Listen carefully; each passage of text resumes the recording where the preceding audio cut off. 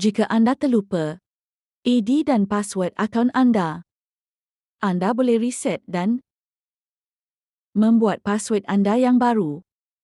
Sebagai contoh, pergi ke bahagian profil anda. Scroll pada bahagian bawah. Pergi pada tukar kata laluan. Di sini anda boleh tukar kata laluan semasa anda dan perbaharui kata laluan anda. Sekiranya anda mempunyai device yang baru, anda ingin memasukkan akaun anda, tetapi anda terlupa username ataupun password.